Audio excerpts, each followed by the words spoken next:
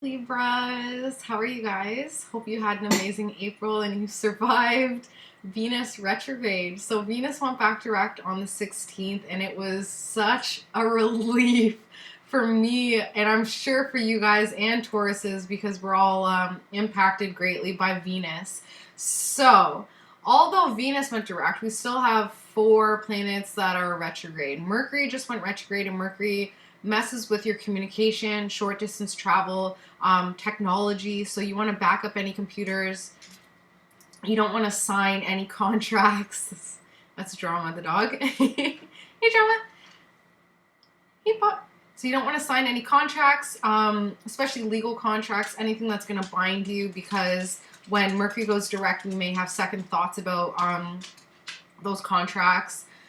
Definitely don't want to be purchasing any computers, any cell phones, any cars, any homes, any big purchases, any major purchases. You might as well just wait until the 8th to sign anything, to sign your life away, essentially.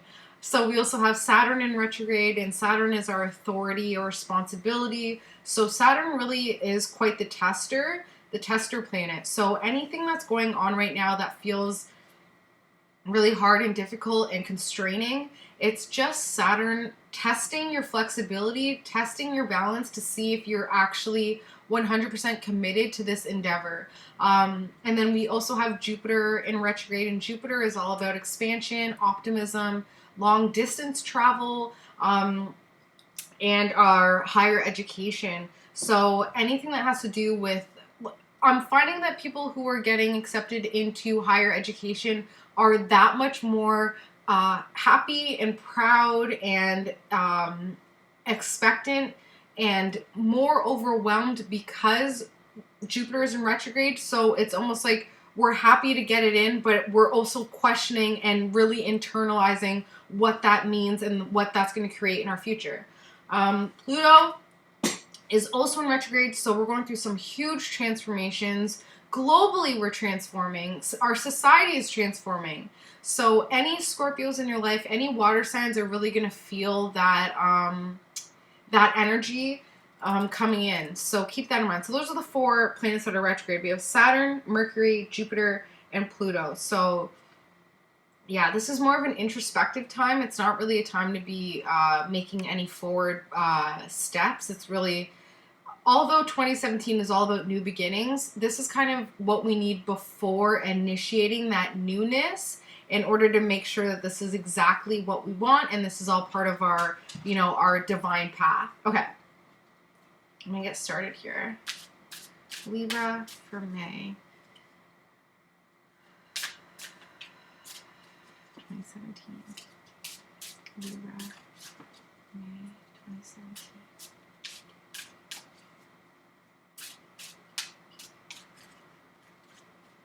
Libra, May 2017. Shuffle these and Libra. Okay. Libra, let's go. Let's do this.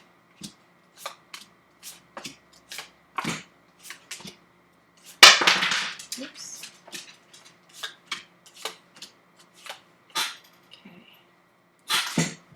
Okay.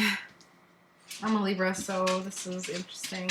Okay, so Libras, you've changed for the better.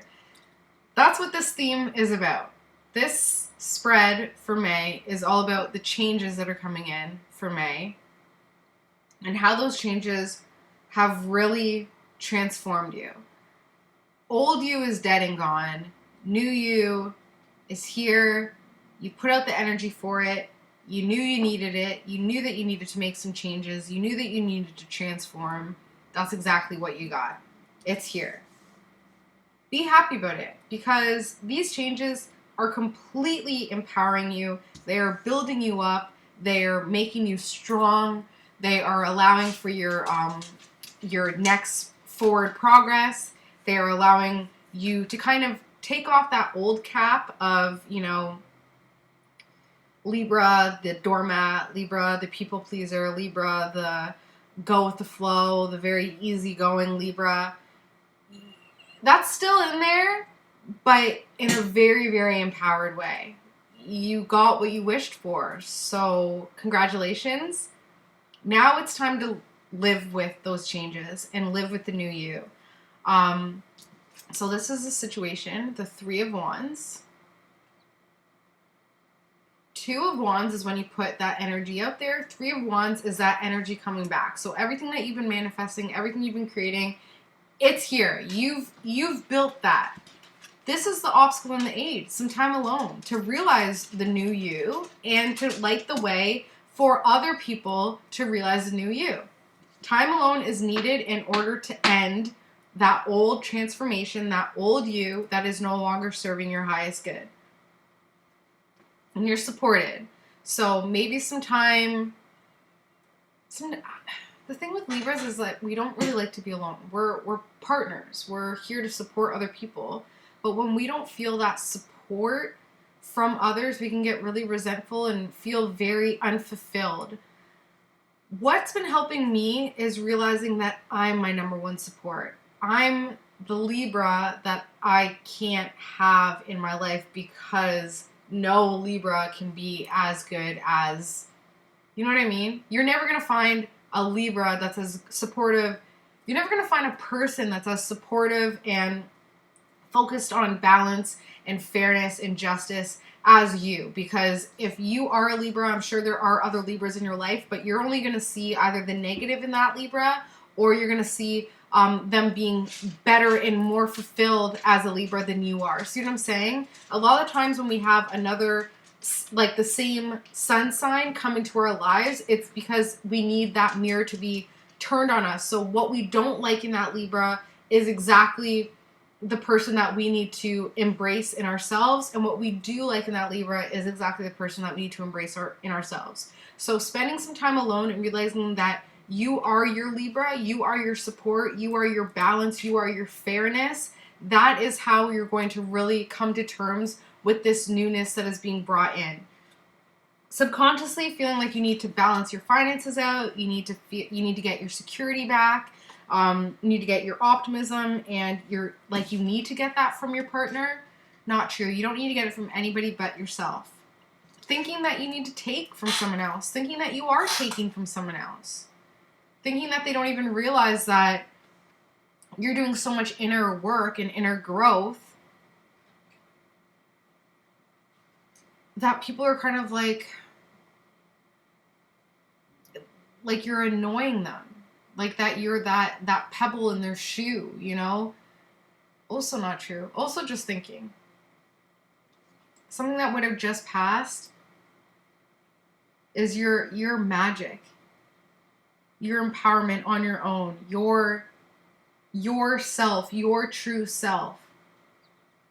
Feeling like that's past, that's dead and gone. That resonates for me. I haven't been doing as much meditation, so I feel like I've lost, my easy connection to source, but that's why I love doing things like this that get me reconnected. And it's all about finding that balance, especially from the past. Even if I'm kind of talking to myself right now, even if you weren't able to, you feel like you aren't as spiritually connected as you were before, it's still all there. A lot of the times we feel like, for instance, my husband went to school for art, and now he's a gardener, and he's like, I'm not doing what I went to school for. Everything that we've done in the past has led us to where we are now. So every single thing that has happened in the past is exactly where we are now. So it has had an impact. It's never a waste. It's never not supposed to be there. It was always part of our progress. Family and friends are really spending some time alone, resting at home. That's fine. Let them do what they need to do to fulfill their purpose, because maybe feeling like you need to take a step back from family and friends because they talk too much. They're too negative. They're too focused on their darkness, and you need to focus now on what you're building. And right now, because of this transformation, you're at a very delicate stage in your transformation, and it really is time to just focus on what thoughts you're creating. Hope and fear is forward emotional movement. It is maybe turning a blind eye to some past emotions, to the emotions that's going on right now. You want to kind of turn away from that new emotion, but you know that you need to focus on everything that's going on in your life right now. Gotta let you know that this new whatever that's coming in is going to feel like quite the burden. It is going to be quite the way down, but it's really only how you view it. You know, for me, my boss has a store opening, and it could feel like it's a lot. And like even last night, I was crying because I was just so overwhelmed, and I put this dark cloud over myself. I did that myself. Instead of just being hopeful and excited about this change and this chaos and this newness that's coming in, I was only focusing on the work that had to go into it and feeling like we're not going to have time, blah, blah, blah. Everything will come together. Okay? This is the outcome. The swords are what we put our own thoughts, our own attitude towards it. We can soar above that and expect the best and internalize any of those that painful worry. We can internalize that, but it's only going to lead to whimsy. There's no point. There's no point in worrying about it, because eventually we realize that we have no control. So there's no point. Focus on the fact that we've completely transformed ourselves. Everything that we've asked for, it's here. And now we have to live with that. Okay? And living with it is an obstacle in age. Start to embody the newness that is coming in. Start to embody that change. Not really long readings today for May, because May energy is already so chaotic. But Indigo Libras need a Indigo card. What is the advice when it comes to this new transformation that came in and everything that we've asked for coming? We finally have what we wish for. And what's our advice? Our advice is authority and trust. Trust and authority. Trust your own authority. Look up to your higher self and realize that we hold our future. We've created the world that we're in right now. Our old self is dead and gone. We killed our old selves, and now we've created what we want in this world, and it's here. So just trust in it. That trust is going to give us empowerment. That trust is going to allow us to soar. Anyways, that's all I have for you guys. Hope you have an amazing May, and I will see you in June. Love you, Libras. Bye.